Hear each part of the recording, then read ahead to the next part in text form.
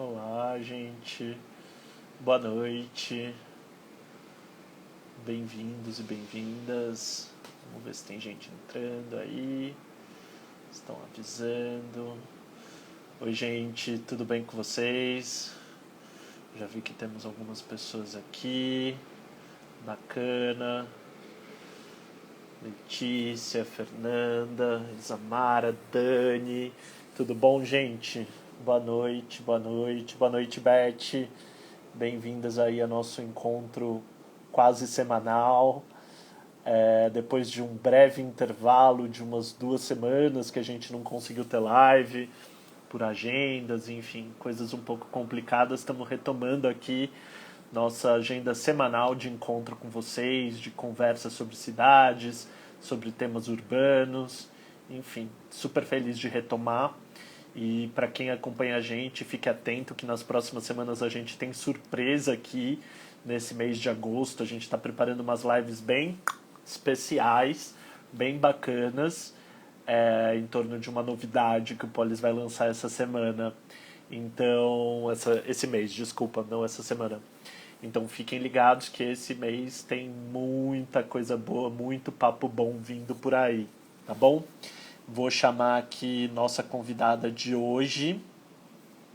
E aí já apresento. Aproveitando aqui, vamos ver. É uma pessoa super bacana, vocês vão adorar conversar com ela. Boa noite, Rodrigo. Oiê, tudo Tudo bem? bem?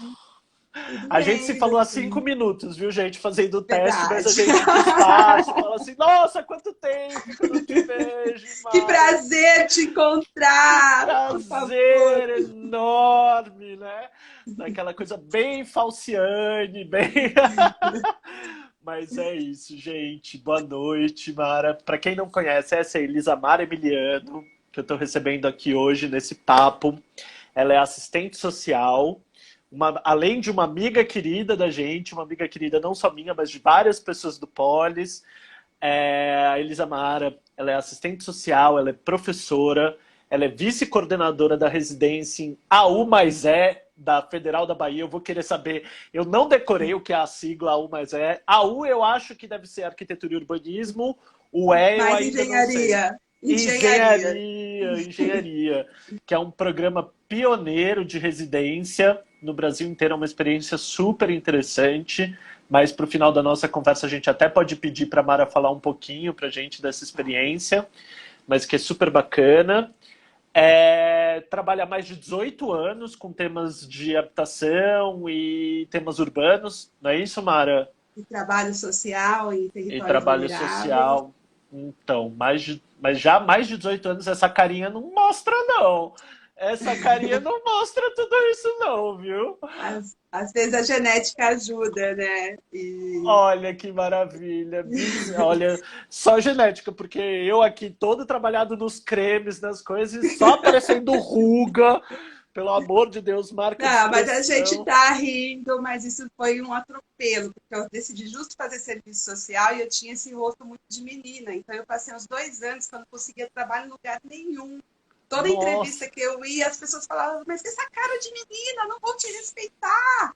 Você quer Ai, trabalhar você tá aqui brincando. com esse grupo vulnerável, as pessoas vão te respeitar. Então, nossa, eu queria envelhecer, eu usava umas roupas para parecer mais velha e tal.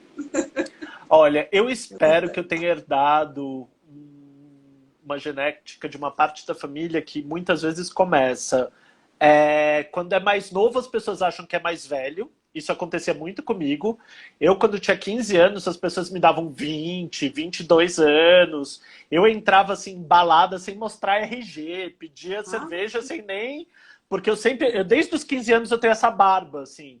Então, eu sempre tive cara de mais velho. E agora, as pessoas estão começando a me dar menos idade do que eu tenho. Então, eu tô isso é feliz. Eu tô ótimo. achando que isso é uma genética boa. Tô achando que eu É tô uma feliz com genética essa. boa, não, pode acreditar. E aí, aproveitando assim que a gente está começando aqui, eu posso te cortar um pouquinho? Pode, Eu claro. queria, não, Sempre. eu queria mandar um beijo aqui para Dani, que está aí, que eu também morro de Ah. saudade, e corações, e dizer que eu falei para você, mas eu vou falar aqui publicamente, eu fiquei muito honrada com esse convite, porque é muito especial para mim, porque 19 anos atrás, quase 20 anos atrás, um dos primeiros eventos que eu participei, eu era assistente social formada, trabalhava num mutirão aí em São Paulo, e eu participei de um evento que era sobre o Estatuto da Cidade, que tinha acabado de ser aprovado. E era um evento que estava o Instituto Polis na coordenação, não esqueça, Ah, era o Renato, a Paula, a Raquel. E aí eu fui ouvindo aquela coisa de leis, e eu falava, gente, a gente precisa saber disso, como eu não conheço essa legislação, como eu não sei explicar isso para as pessoas, e a gente está lá no movimento de moradia, a gente precisa saber melhor dessas coisas e tal. E foi ali que eu decidi fazer esse mestrado louco em urbanismo e doutorado em arquitetura e urbanismo, e fiquei aí nesse caminho. Então, de uma certa forma, o Polis ele me direcionou para essa área profissional que eu continuei, né? Estou aqui até hoje. Então, assim, para mim foi emocionante receber esse convite, porque assim, tá no meu coração, né? Desde sempre. ah. Eu fico super feliz, então, de te ter aqui.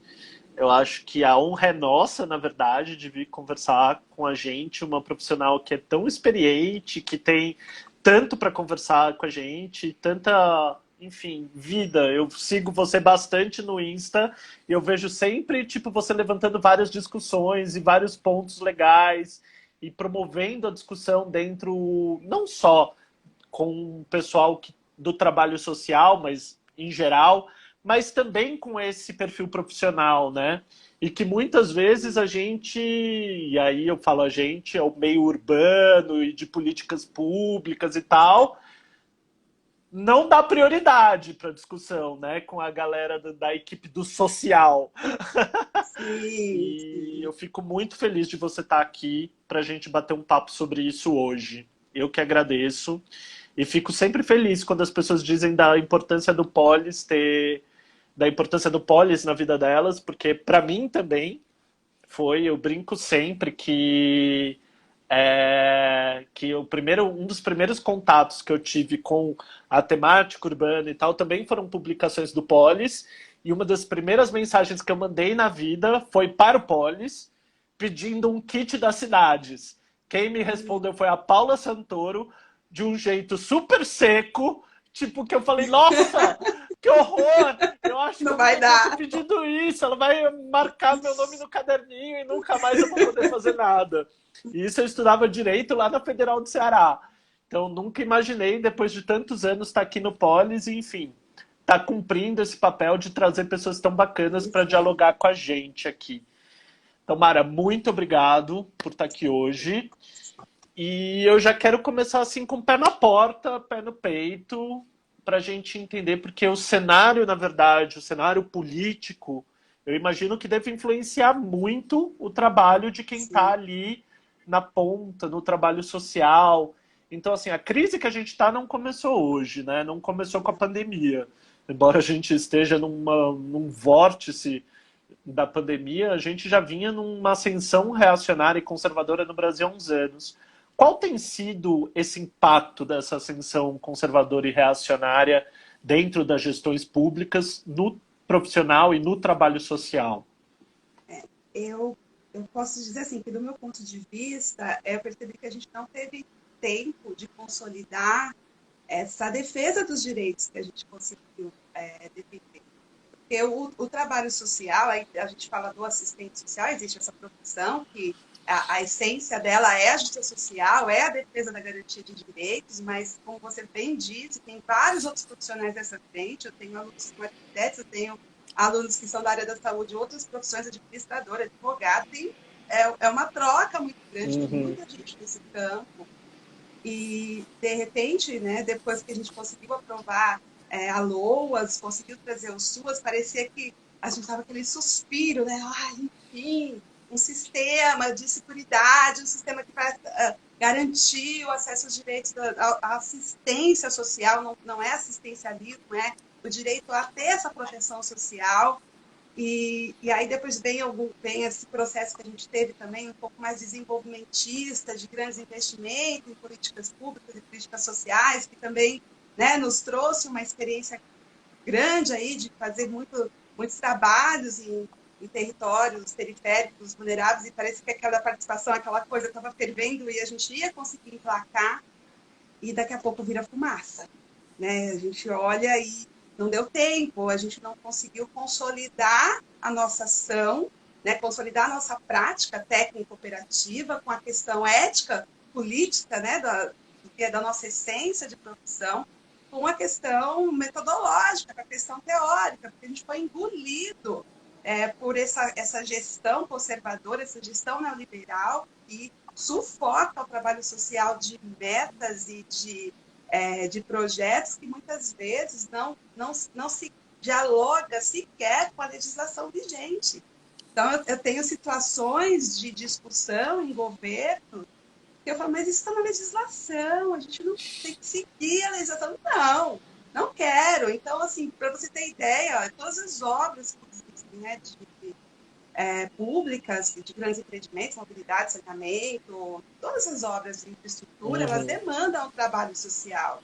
E quando a empreiteira, junto com o gestor, porque é sempre contratada por algum gestor, seja municipal, estadual, federal, ela não quer mesmo investir no trabalho social, ela remove as pessoas, porque ela sabe que o agente financeiro vai exigir o reassentamento, vai exigir o cumprimento das portarias.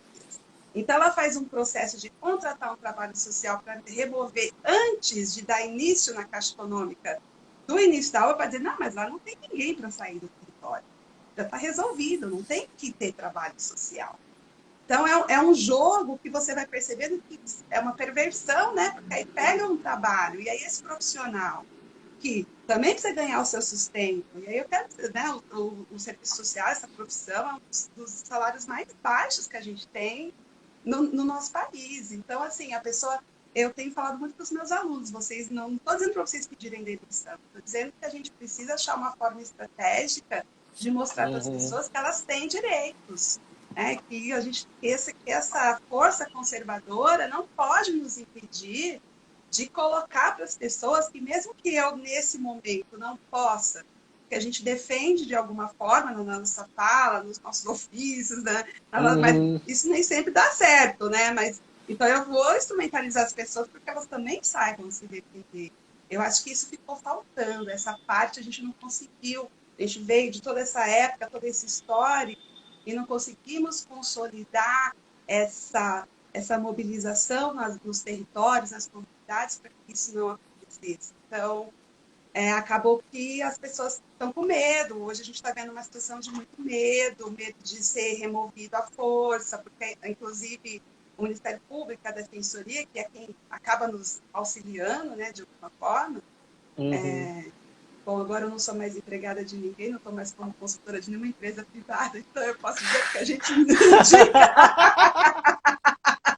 Olha, eu não posso com você, mas tem aqui a doutora fulana, está aqui, né? Liga lá, né? Aqui, né? Porque às vezes é bem complexa a situação enfim, mas a gente precisa contar isso para as pessoas. Eu vejo que o trabalho social, ele não cresceu, ele não aconteceu essa coisa dele se consolidar, tomar um corpo com essa legislação que a gente teve. O mesmo que aconteceu com a habitação social, o mesmo que aconteceu com as outras políticas, né, com esse processo participativo, parece que de repente virou fumaça e gera uma frustração, né? Gera uma situação que as pessoas também se sentem um pouco desanimadas e, ao mesmo tempo, a gente está vendo aí com a pandemia, o problema cresce, se expande, aí vem outros problemas além desses.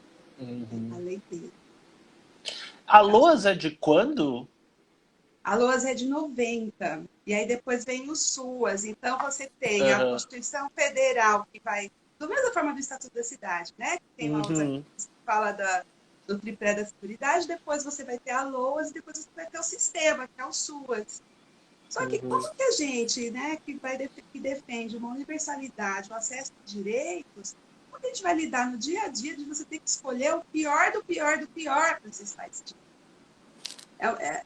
É uma maluquice, e ao mesmo tempo a gente vendo todo esse sistema, toda essa desigualdade. Eu sempre falo para os meus alunos, nunca coloca no seu projeto, nunca comece com o território é vulnerável, a pobreza não é um problema. A má distribuição de renda é um problema. Vamos parar de colocar isso nas nossas falas, porque ensinaram isso para a gente e a gente continua ali. né, tecnicamente reproduzindo, e não é isso. A gente precisa chamar atenção para o que realmente é o problema. Uhum. Acho que é Eu acho, isso. eu acho bem legal, você citou, por exemplo, que você fez mestrado e doutorado na área urbana, né? O que é que te Sim, levou a enveredar um pouco nessa área urbana? E o que que você acha, então, que também. Porque é isso, eu estou dialogando porque você falando isso, de que o problema não é a existência da pobreza, enfim, como ressignificar, isso vem também, às vezes, da gente mudar o olhar, né? Então, como sim. você também mudou esse olhar e como foi isso de você ir para o urbano depois desse evento do Poli sobre o Estatuto da Cidade? Como você vê isso de conectar duas áreas diferentes nesse trabalho? Primeiro que esse diálogo sem ele não é possível, né? Pelo menos na área da habitação, se a gente não atuar com a área da arquitetura, com a área do direito, você não consegue evoluir nos projetos e nas políticas. Mas naquele momento do Estatuto da Cidade, era uma coisa muito que para mim, aí vem acho que do meu perfil, dessa coisa da construção coletiva. Da gente poder se juntar, da gente poder colocar uma ideia, da gente se mobilizar, da gente ir atrás de fazer aquilo acontecer.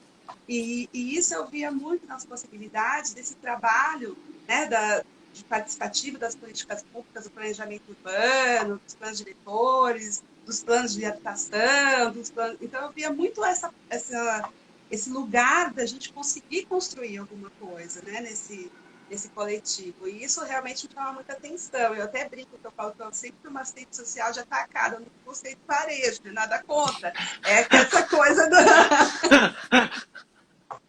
Mas é que essa coisa do atendimento individual daquele, eu sempre achei que a gente tinha que ter uma direção do coletivo e a partir daí a gente olhar as peculiaridades e não ficar focando numa coisinha peculiar de uma situação e deixar de olhar a situação macro. Então, Uhum, esse olhar do urbano, do urbanismo, de trabalhar o planejamento urbano, a regularização fundiária, me possibilitou fazer muito esse diálogo de coletivos mesmo, né, de construção no coletivo.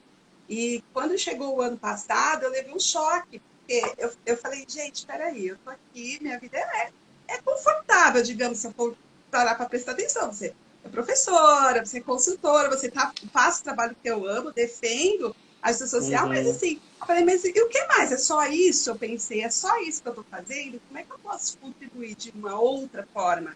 E uhum, aí eu falei, eu preciso conversar com o serviço social de novo, porque eu deixei um tempo esse diálogo, porque eu não me sentia conectada com essa coisa. Existe uma fala que se fala muito, na prática a teoria é outra, né? Que aí o estagiário vai lá fazer, e aquela coisa do cheque despejo, e aquela coisa de, uhum, aqui é diferente.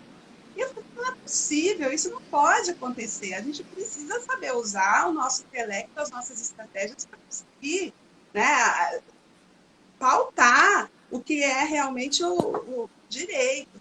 Então, eu falava, não dá. E aí, ano passado, eu fiquei, gente, peraí, o que eu estou fazendo? Eu tô até agora, eu tenho 20 anos dessa área, já escrevi não sei quantos projetos, já dialoguei com não sei quantos governos, já aprendi um monte de assistente social, e eu estou longe deles, eu não estou dialogando com eles. Então, como é que eu uhum, posso pegar essa experiência toda e conversar mais com esses profissionais da área social e mostrar para eles que a gente tem um longo caminho pela frente, não para uhum, ficar frustrado porque a gente não está conseguindo refletir, está tendo uma reprodução do sistema, e não é isso, mas para a gente dialogar como é que a gente pode, nessa janela aí de oportunidade, essa crise de tudo, porque para mim não é só uma crise sanitária, é uma crise econômica, uma crise de valores, e especialmente de valores humanos, né, especialmente nesse caso. E como é que a gente vai poder dialogar sobre isso? Então, eu tomei um susto e eu falei, eu vou voltar a dialogar com o serviço social. E aí eu fui voltar a dialogar na Escola de Serviço Social da UPA, uhum, da UFSAL, em Salvador, fazer... Falei, uhum, e aí, né, a coisa começou a acontecer, eu falei, é isso, é necessário, é real eu dar essa definitiva, faz parte do nosso processo, a gente aprende, executa e ensina, não é assim? Então, eu falei, agora é um momento de realmente fazer essa ideia. E tem todo um diálogo. Você tocou até na questão da residência, a gente faz um trabalho muito forte na residência. A gente fez um trabalho social agora, nesse processo, sempre fizemos em território federado, e agora desse processo da pandemia, fizemos também trabalho social em vários territórios, trabalho muito forte. Então, tem um diálogo o tempo inteiro. E aí, então, eu vou dizer o seguinte, eu faço minha culpa do serviço social, porque eu ficava pé da vida da gente não conseguir se posicionar, sabe? Não conseguir chegar e falar, não dou cheque de despejo por conta disso, disso, disso. Tava sempre todo mundo com medo, sempre todo mundo não queria falar. E aí isso me irritava bastante. E, bom, quem conhece sabe que eu não consigo, entendeu? Não dá. E, então, aquilo eu falava, gente, é muita justificativa do por que não fazer, ao invés da gente sentar e dialogar de como a gente pode ser estratégico e fazer. Porque se os caras são estratégicos para perverter as legislações e usar a favor do mercado, a gente também tem inteligência para a gente dialogar e começar a usar estratégia a favor dos direitos também. Existe uma dança aí que também sem isso eles querem trabalho social para limpar a área, vamos ser sinceros, né? Para fazer grandes obras. Não tão... Então eu fico falando, gente, numa obra de 4 bilhões, você vem falar que 10 milhões de reassentamento é muito dinheiro? Espera, estamos falando de vidas, estamos falando da questão social, estamos falando da garantia de direitos. Então, tudo isso para mim foi uma coisa que naquele primeiro momento eu falava, eu não dou conta. Então eu fiquei um pouco mais, eu confesso que eu passei um tempo na área mais planejamento urbano, plano diretor, plano de habitação, regulação fundiária, fazendo outros processos. E a partir do ano, e no ano passado eu falei, não, é junto, não é separado, é junto. Vamos dialogar junto e tem dado certo. Estou vendo que a gente está conseguindo ser multidisciplinar, e está rolando, e eu acho que é por aí. Todo esse Que caminho, legal. vamos ver o que acontece. Não, eu acho incrível, eu acho incrível. Eu queria até que você abordasse um pouquinho, então, justamente quais são ferramentas e possibilidades, estratégias que o profissional de trabalho social tem ali que pode ajudar ele nesse tensionamento, né? Porque é isso, na Sim. verdade, acaba sendo um tensionamento que a gente vai fazendo, né? Ampliando esse espaço, colocando questões, questionando as próprias diretrizes de quando a gente é contratado, do trabalho que é colocado. Então, quais são essas ferramentas que aí esses profissionais têm ali à disposição para tentar? Porque é isso, como você disse, muitas vezes é contratado para remover a galera. E eu imagino que deva ser como ficar nesse fogo cruzado que é entre a efetivação do direito e o objetivo ali da empresa, enfim. Como agir, o que eles podem usar para agir nesse sentido. Então, porque a gente equilibra pratos, né, nesse, como você está falando, né? Eu tenho que ser ético, eu tenho que seguir a legislação e eu tenho que dar um resultado. E realmente é um desafio bem grande, não é uma coisa muito simples. Mas eu sempre digo que a gente começa pelo conhecimento. Porque quando você conhece as normativas, quando você conhece a legislação, primeiro que você não vai chegar no momento e dizer, tem que remover em 2 semanas e é uma perícia feita sobre, sem o lote, né? Esse tipo de desapropriação que eles fazem. Não, peraí, isso não cumpre a lei. Você vai lá, escreve relatório, fala da cidade, fala dos direitos. Então, nesse momento, o gestor, a empresa, já entende que não é bem assim, que vai precisar fazer um outro diálogo. Então, já começa, né, diferenciar um pouco a sua ação. Então, primeiro a gente precisa ter a informação e conseguir, né, se posicionar a partir do que é legal mesmo. Isso aí, né, tá na Constituição, tá nas normativas, tem que cumprir, ponto. E depois a gente também precisa pensar formas de mobilizar essas comunidades, porque como a gente tem o trabalho social, todo trabalho social demanda um projeto. Todo projeto tem um monte de ações e tem um monte de atividades. Se a gente pegar um roteirinho prontinho que vem lá do agente financiador, ele vai falar, o mínimo que eu quero é isso, isso, isso. Ele vai dar o mínimo dele.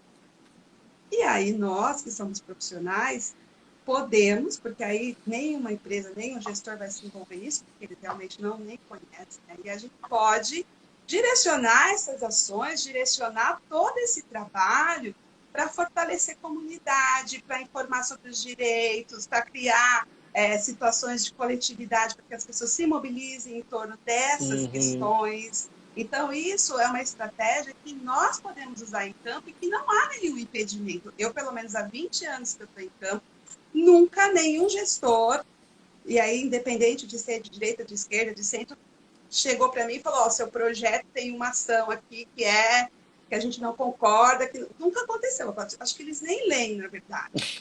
Então, acho que nem lê. Opa!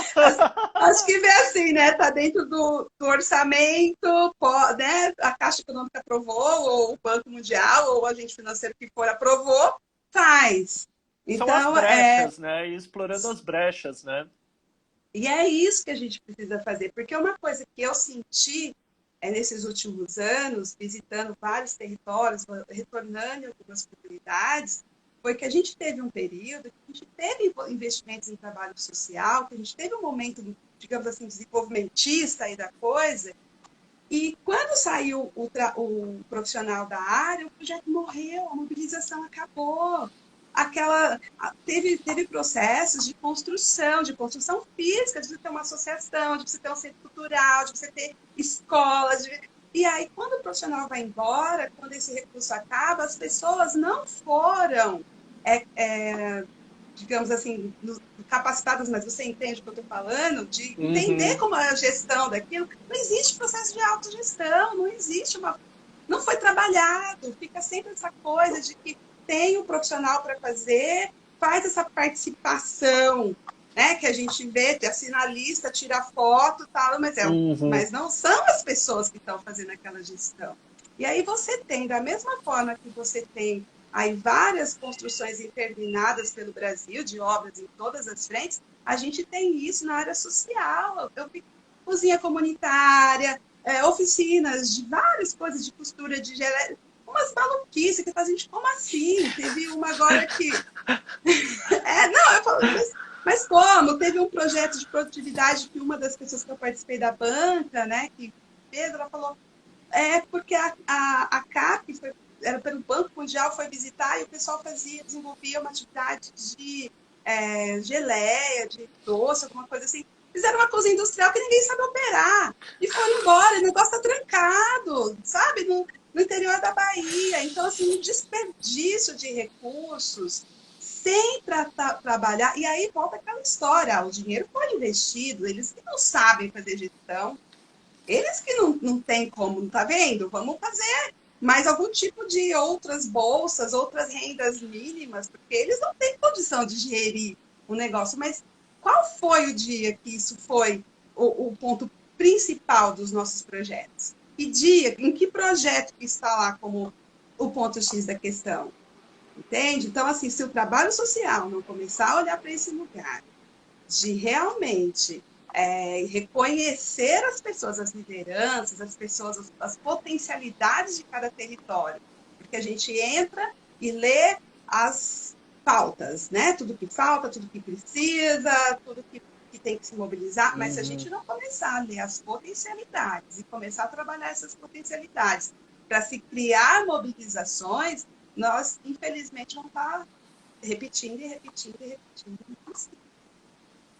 Nossa, bem interessante isso. Eu nunca, é engraçado, eu nunca tinha pensado nesses termos que você colocou, de que a gente vê várias obras que ficam abandonadas no meio do caminho, sem utilidade, do quanto também tem obras sociais que ficam no meio do caminho sem nenhuma utilidade.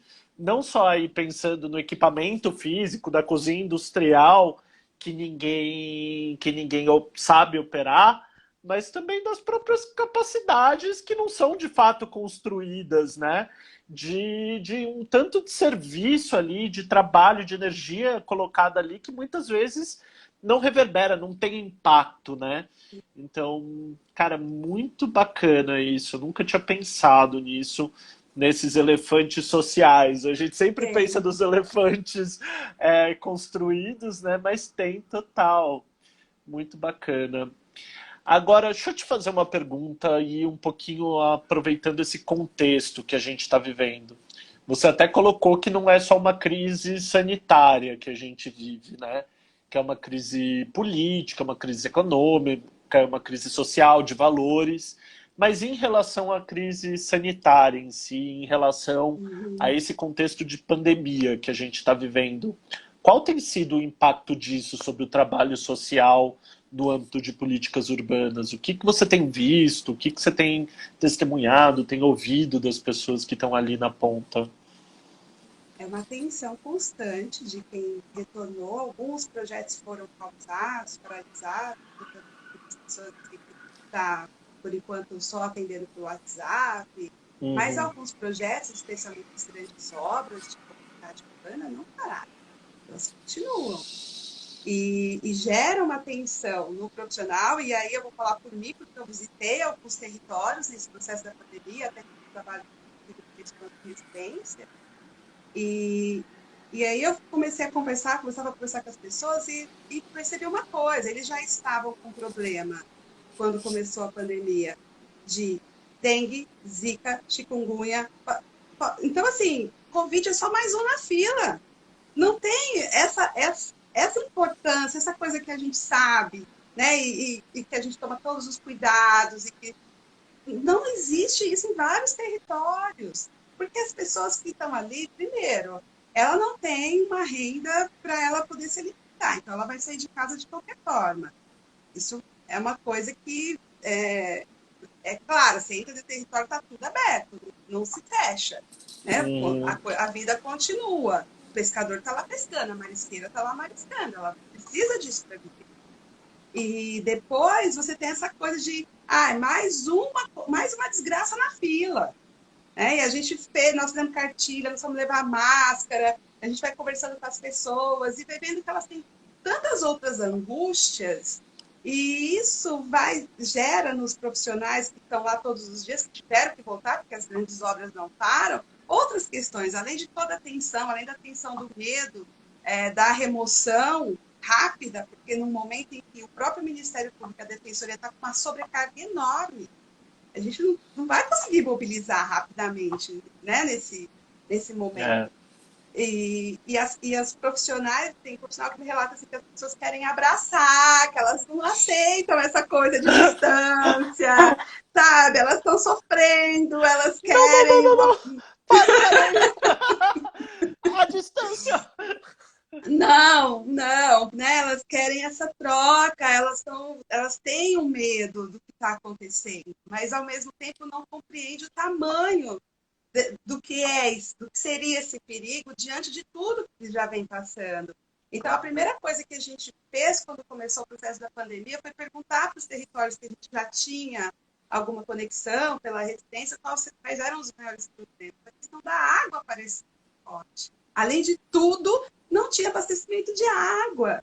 Então, vamos dialogar, vamos procurar outras pessoas, vamos falar com a defensoria, vamos atrás de ver a questão da água. E aí eu vi também, agora a gente também sempre precisa olhar esse lado das potencialidades e das redes que se gera, né, das janelas de oportunidade, uma mobilização muito grande de lideranças, de redes, sabe, para colocar essa questão da água em pauta. Isso movimentou, fez muita gente se mexer em Salvador. Né? Os órgãos se mexeram, porque eles perceberam que ia ser judicializado se não desse a resposta que estava sendo buscada. E aí a gente percebe como tem potencialidades e que elas precisam ser melhor trabalhadas. Né? Então, a água foi a primeira coisa. E eu lembro que a primeira comunidade que eu fui, eu perguntei o que eles gostariam que a gente levasse, fora o que já estava previsto, por causa de alguma coisa que eles queriam. E me Uhum. pediram relaxante muscular para a dor da dengue, da zika. Falou que metade do povo está com esse negócio, dói Caramba. muito, Nossa. sabe? Traz relaxante muscular. Então, assim, é duro, né? E, assim, é uma coisa que, assim, eu não sei se todo mundo vê, mas ao mesmo tempo eu percebo que isso está sendo muito tratado, inclusive nas vidas que antes não eram, de como a desigualdade, né, de como esses territórios mais vulneráveis estão sofrendo com essa pandemia. Eu acho que tem essa Legal. tensão. Não, total. Eu queria aproveitar, pegar o gancho do que você falou dessa visita e de como vocês estão nesse processo de escuta na residência também, com os territórios nos quais você trabalham, emendar aqui uma pergunta do Henrique, que está assistindo a gente, que aqui é assim, né? Tipo, a diretoria do Polis assiste, aqui é todo mundo assistindo a gente, mandando pergunta, eu adoro Agradeço. que é um público super interativo. Então ele pergunta, pediu para você explicar um pouco como é essa experiência do programa de residência da UFBA, como funciona, o que é para quem está assistindo a gente que às vezes não conhece. E aí eu já vou emendar e pedir também para você falar um pouco de como foi. Eu vi que vocês trabalharam essa questão da água, do acesso à água de uma maneira bem bacana, né?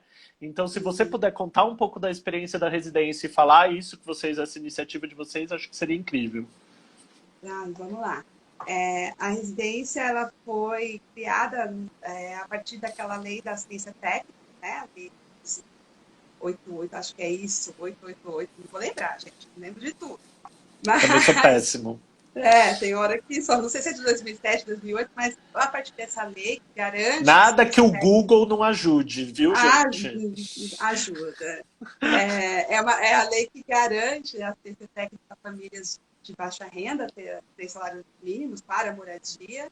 E a intenção do curso é realmente de prestar essa assistência técnica, que é porque está escrito assim na lei, mas em São Paulo se chama assessoria, e tem várias, aí cada lugar, né, traz de uma forma, e do ponto de vista de melhorias, de desenvolver projetos para essas comunidades. Então, a gente tem um curso que tem uma parte teórica, que é bem menor que a parte prática, que é até uma coisa que para a gente nessa pandemia está sendo bem complicada, porque nossa 80, 70, 80% do nosso curso é essa troca, né? É na prática.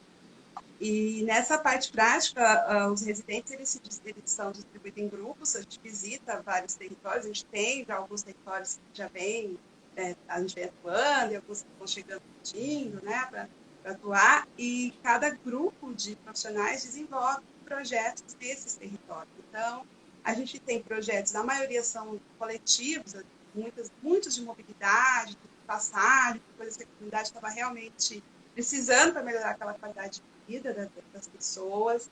A gente tem projeto na parte de pontos de ônibus, da parte também dessa mobilidade. A gente percebe, né, que são que eles pedem. A gente tem projeto de área pública dentro do programa Minha Casa Minha Identidades, que não foi desenvolvido, que as pessoas estão Uhum, pleiteando na Caixa Econômica.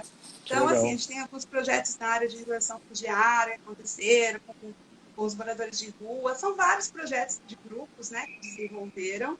Alguns, por exemplo, em Pelotas, a administração que a gente trabalhou com um território periférico lá, a prefeitura abraçou o projeto, está realmente desenvolvendo uma parte do projeto. Isso para a gente também acho que é bem interessante, porque a ideia é essa: a comunidade recebe o projeto vai para a associação. Então, a gente trabalha Uhum, muito com as lideranças, muito com a associação, faz várias oficinas, eles recebem esse projeto e são eles que se empoderam para poder cobrar do poder público, do gestor, de quem for, para que isso aconteça. Então, é uma experiência que tem sido muito rica para todos nós, como estudantes, e também, imagino, os meninos residentes. E nesse ano, quando a gente começou aí, já falando aí dos pontos comunitários de higiene, quando nós iniciamos uma edição, a quarta edição, e logo veio essa questão da pandemia, e começou-se um movimento, como é que a gente vai ajudar, vamos falar com o pessoal dos territórios, e como é que tá, e surgiu essa ideia que foi dos residentes de criar um movimento, chama uhum. Mobiliza, Mobiliza How. Aí tá ótimo, né? Vamos lá. E começou a surgir ideias dentro do Mobiliza e saiu esse protótipo aí do ponto comunitário de higiene, que é um ponto para as pessoas com pedais, que as pessoas apertam o pedal, sai com a mão, apertam o pedal, lava a mão.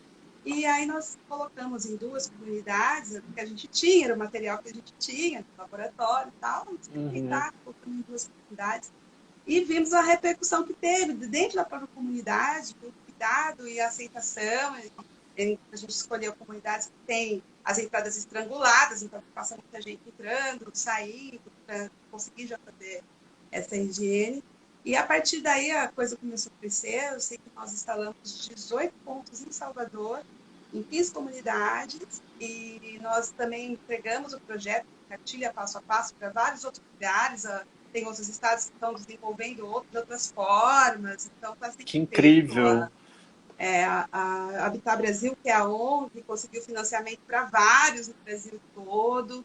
Então, e aí junto também a gente conseguiu recursos para também levar máscara, levar cartilha. Então a gente fez as cartilhas de acordo com a situação da comunidade. A última tinha a questão da Covid, mas também tinha a questão da Zika, da dengue. Então nós fizemos uma que era dupla, de um lado falando do mosquito, outros cuidados com a Covid. E aí a gente foi buscando atender, né, da melhor forma possível, os recursos que a gente conseguiu esses territórios. Então é uma experiência que eu percebi como de pessoas que se juntam, um grupo, e que a gente não tinha recurso, e que a gente só tinha ideia, e um grupinho de gente. Aham. E o tamanho, né, que virou a coisa. Então, isso só reforça essa coisa que a gente precisa colocar a mão na massa. Precisa. Que incrível. Não, eu quando vi as fotos e vi a explicação, eu achei sensacional. Achei sensacional. Fiquei impressionado, porque, como você já disse até hoje aqui, essa pandemia ela escancarou muito das desigualdades que a gente vive no Brasil, mas também da precariedade dos nossos territórios, né? E é isso, do fato que a gente tem, sei lá quantos milhões, eu tenho até aqui anotado, eu estava fazendo essa pesquisa. A gente tem 35 milhões de brasileiros sem acesso à água tratada no Brasil. 35 milhões. Então, assim, é muito. E ainda mais num momento como esse, de que a água é essencial para a higiene e para, enfim, garantir condições adequadas de limpeza e de, enfim, de diminuir contaminação, assegurar a saúde. Então, cara, eu achei muito bacana essa iniciativa de vocês. Vou aproveitar aqui, a gente tem umas perguntazinhas do público. Eu acho tão chique que tem gente que coloca aqui na caixinha de perguntas. Eu adoro. Você está vendo aí? É uma Sim. falando como funciona o jogo de cintura entre os arquitetos de projetos sociais e o governo. Deixa eu Uau. ver se tem outra aqui. Tem uma outra. É, O arquiteto que gostaria de trabalhar em projetos sociais deve ir aonde? Olha, aqui tá cheio de pergunta para arquiteto, embora a Mara trabalhe com isso, não é arquiteta, mas você consegue aí arriscar uma resposta, Mara? Como tem sido isso, esse meio do caminho? Sim. Enfim, quem está interessado na área vai por onde? Geralmente, os arquitetos que estão nessa área que eu encontro muito, vêm para a área de habitação e serviço social. Então, vem por esse caminho e aí é fato, vai acabar dentro do projeto social em equipe interdisciplinar, né, atuando com assistente social, com outros profissionais. Então, esse é realmente o caminho mais simples que eu conheço. Deve até ter outros, mas Uhum. esse é o mais simples que eu conheço. E essa coisa que é Juliana, eu não gravei o nome, gente. Ah, e eu também não gravei, eu acabei tirando aqui. Meu Deus. Mas enfim, Juliana, essa pessoa maravilhosa que mandou essa pergunta pra pessoa gente. maravilhosa que fez essa pergunta. Pergunta como driblar os governos, né? Eu acho Uhum. que a gente precisa desenvolver melhor as nossas qualidades, as formas de estratégias mesmo de negociação. Porque nós não Uhum. somos só porque nos tratam como mediadores para resolver o problema lá longe, né? Ser contratado para mediar e deixar o problema lá. E já que a gente tem esse potencial todo para entrar num território vulnerável e fazer uma mediação e resolver coisas que muitas vezes estão lá há anos e ninguém conseguiu, a gente também pode usar essa capacidade para fazer a mediação junto com o governo, junto com as empresas. Não estou dizendo que é uma coisa simples, porque não é. É preciso ter muita habilidade, é preciso ter muita paciência. Às vezes não é um jogo muito simples. É um jogo, é um game. E aí você precisa estar preparado, pronto e saber que você está no game. Tem que saber que você está lá. Não dá para ser inocente e achar que a gente vai entrar numa mesa de uma negociação dessas e o cara vai ceder em tudo e você vai sair de lá com.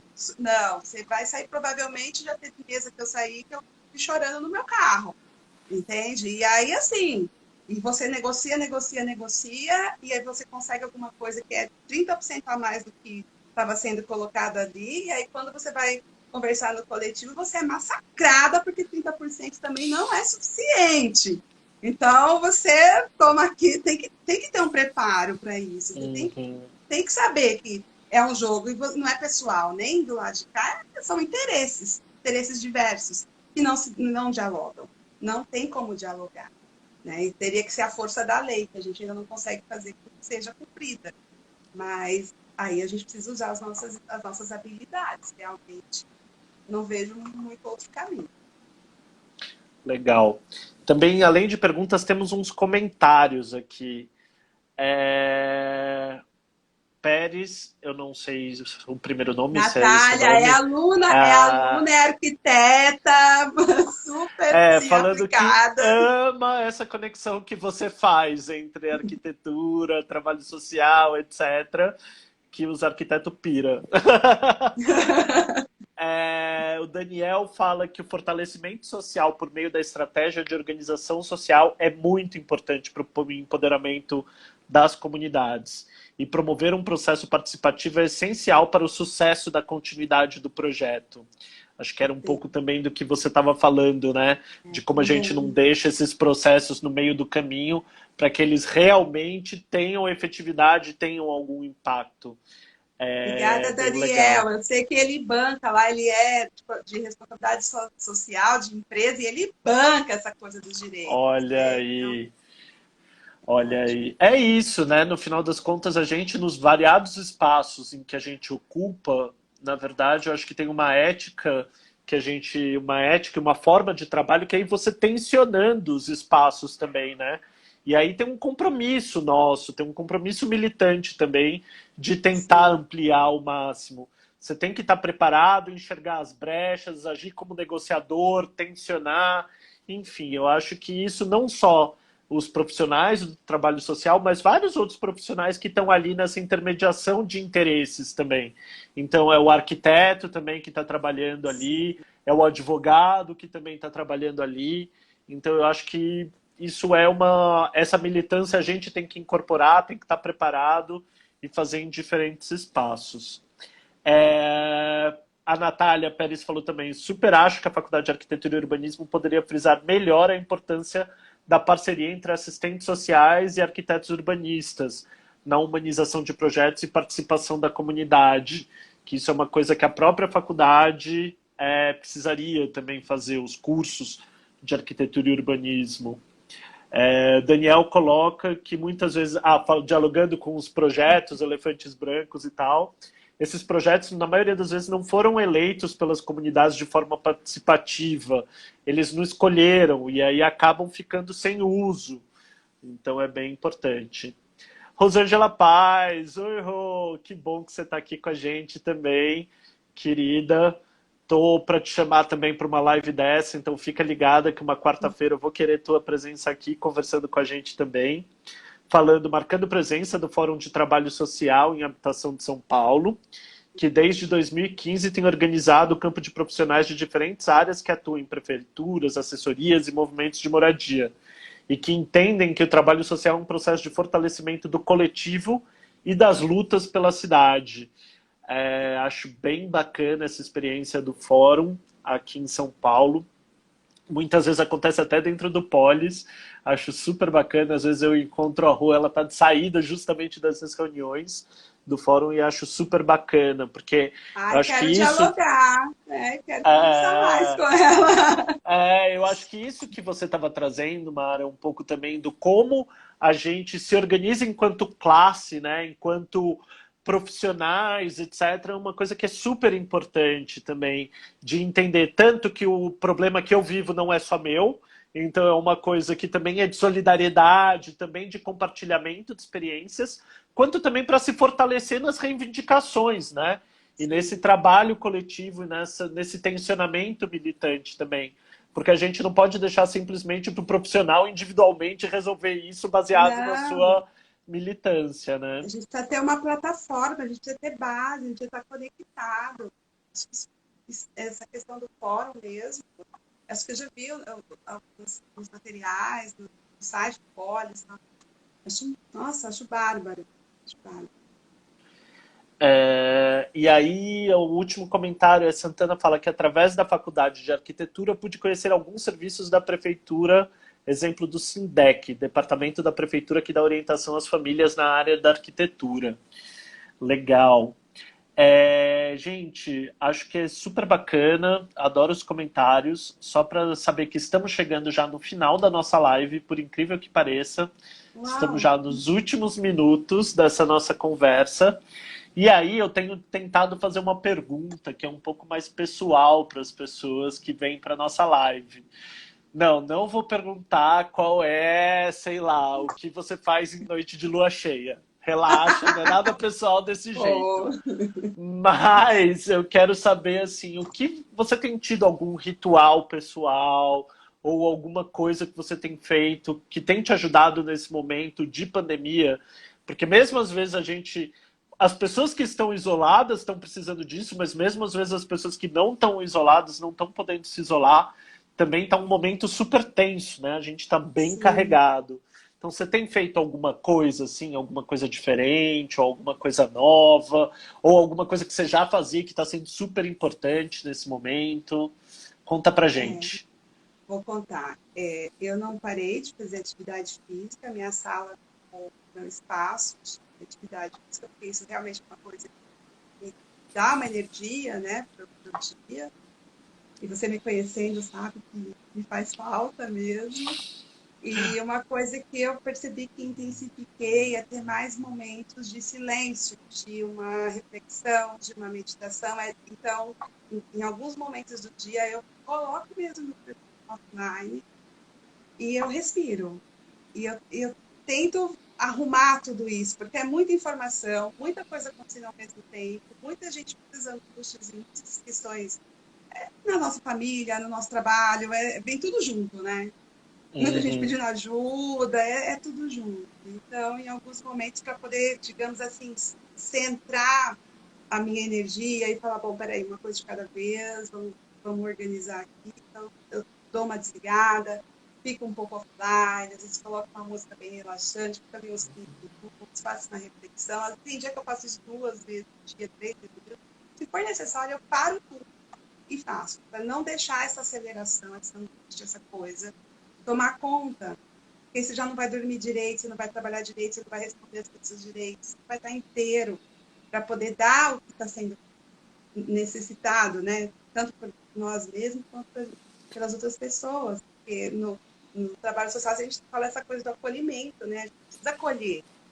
E para estar em situação de acolher, eu tenho que estar me cuidando. Então eu penso eu tenho feito esse processo, assim, tenho dado conta.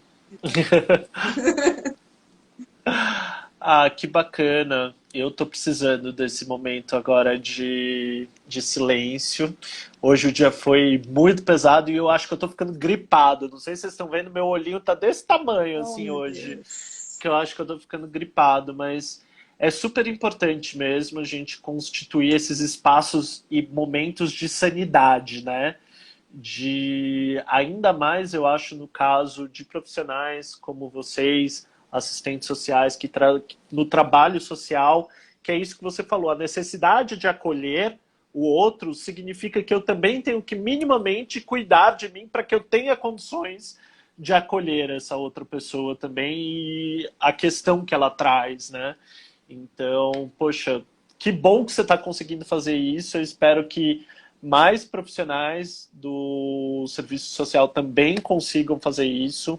Eu lembro quando eu trabalhei em secretaria de habitação, e em outros momentos também em contato, eu sempre achei as pessoas, os profissionais de trabalho social embaixo de muita pressão, um estresse muito grande, assim, vivem uma tensão muito grande, né? Porque estão o tempo inteiro nesse meio do caminho, assim, é o que você falou, levando porrada de um lado, levando porrada do outro, precisando acolher o outro, precisando ouvir o chefe que está ali pressionando, precisando ouvir. Então eu imagino que deva ser uma tensão muito grande, constante do trabalho. Então, que bom que as pessoas também estão pensando nisso, que você está pensando, e eu espero que mais profissionais também pensem nisso, de como é importante também nesse momento a gente cuidar da gente mesmo, né? Como isso é essencial para que a gente consiga sobreviver e desempenhar as nossas funções. A gente tem Mara, aí uma mudança social para fazer, precisamos estar inteiro, firme. Então vai se cuidar, Rodrigo. Vai dormir, é, descansar, desliga o fogo. nossa, eu preciso sair da tela. Além disso, eu já estou enxergando assim, sabe quando você enxerga embaçado? Já, assim, Uhum. você já não está Não. conseguindo ler direito as letrinhas miúdas e tal. Eu já estou meio assim hoje.